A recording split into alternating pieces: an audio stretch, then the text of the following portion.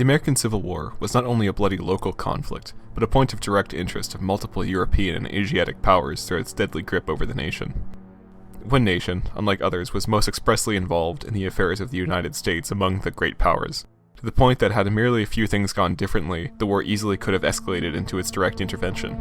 That nation being the British Empire, who split interests both militarily, politically, and economically, had made the American Civil War a hotly contested subject in the upper echelons of its government, and in broad popular support among Britons as to the nature and scope of it. The following essay will examine several instances of times in which the British Empire could have intervened in the war, and be an overview of the reaction of the British to the American Civil War. To begin, it would be pertinent to give a general overview of British-American relations before the war, and then compare them to how they differed after the secession of the Confederate States. After the initial formative years of the United States, i.e. the Revolutionary War in 1812, British and American relations existed in a strange limbo. On one hand, both nations were in agreement that the North American continent should exist co-equally between the two powers. And despite a number of border disputes and controversies among the US-Canadian border, there was never much violence besides a couple skirmishes. By and large, the two nations remained cordial. By the beginning of the 1840s, it became increasingly obvious that there was little remaining bad blood between the two nations. The Webster-Ashburton Treaty was perhaps the singular most important document that the United States has ever signed. It's brought into being what would be known as the special relationship, which exists between the countries to this very day.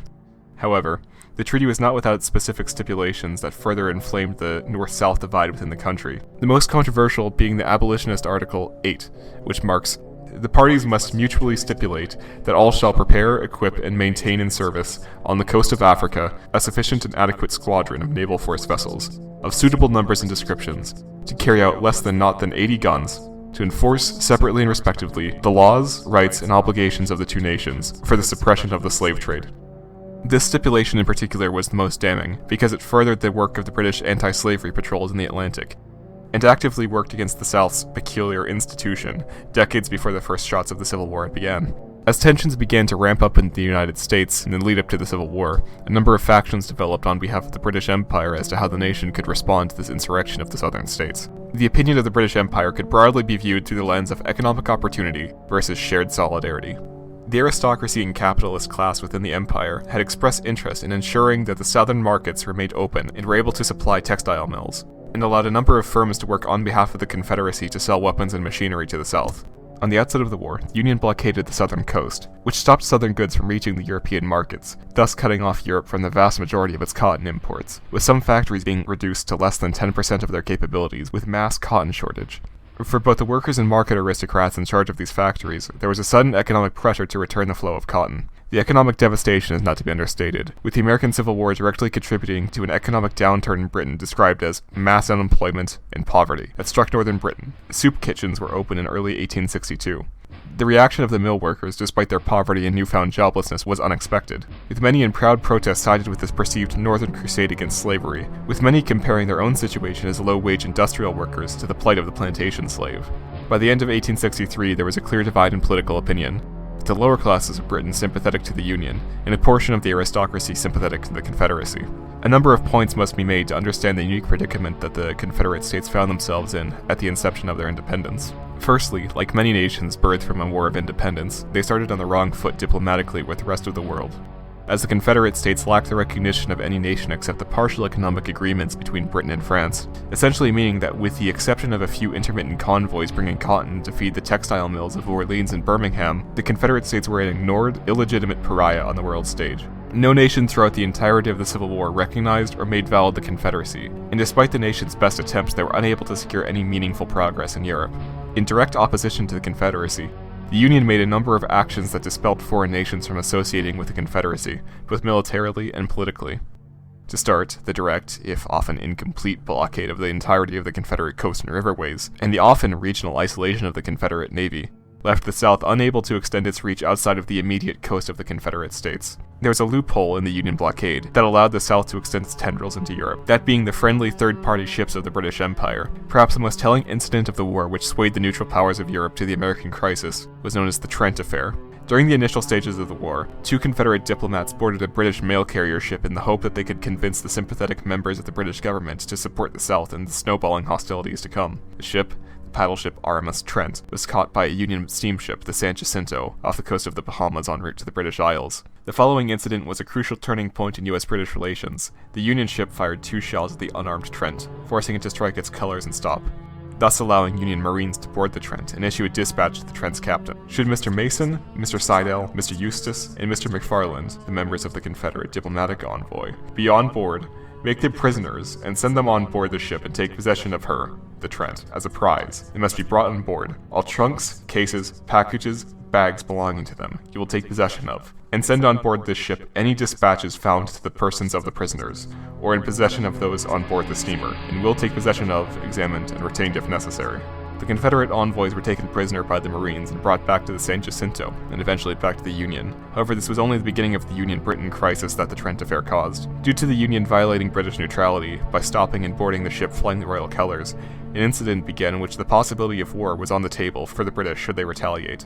This is a serious consideration, as after the news of the affair reached London, dispatches were made in Canada to begin preliminary mobilization of the regulars and militia. However, as became clear, there were serious gaps in Canada's fighting abilities. As described by an officer rounding up the Canadian provincial militiamen, dressed in his old uniform he wore in 1837, his appearance to me was anything but dignified. The arms which these men had brought were in all sorts of conditions. Some had old Queen Bess muskets, some flintlocks, others shotguns, a few rifles, while others, not to be entirely defenseless, had strapped scythe blades to pitchfork handles, and considered themselves as well equipped as the regular lancers.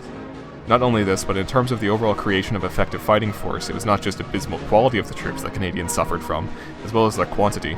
A number of commentators concluded that the Canadians were only able to muster about 10,000 regularly equipped men, while in reality needing an estimated 100,000 to mount any sizable defenses of the eastern provinces. The western provinces and territories were left to their own devices.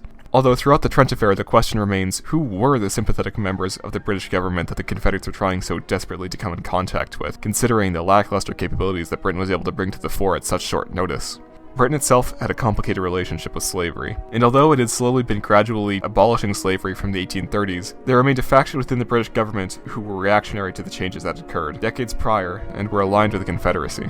There was a philosophy that connected the two nations. Southern leadership was drawn from plantation aristocracy, with many similarities to the agrarian aristocracy that still dominated British politics and government. There's an understanding that among the aristocracy in Britain, that the South was both a necessary trade partner and was far more similar both socially and culturally to Britain than the North. Given this, from the outside looking in, it seems that the British Empire was ruled by these sympathetic figures to the Confederacy, leaving the question, why wasn't there an intervention?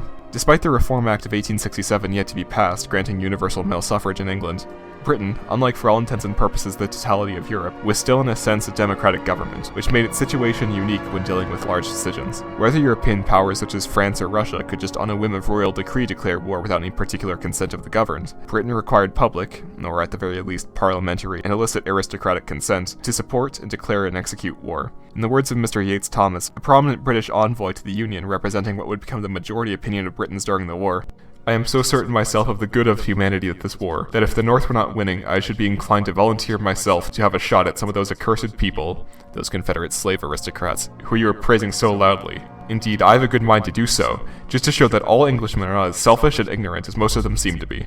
Indeed, as the war continued, the economic hardships caused by the war only emboldened the waves of progressive thought and action among the working class of Britain, with protests and riots erupting in the streets. Whig MPs passed the Reform Act, riding on the fervor of the crowds, granting universal male suffrage. However, this was not the end of the progressive era within British politics.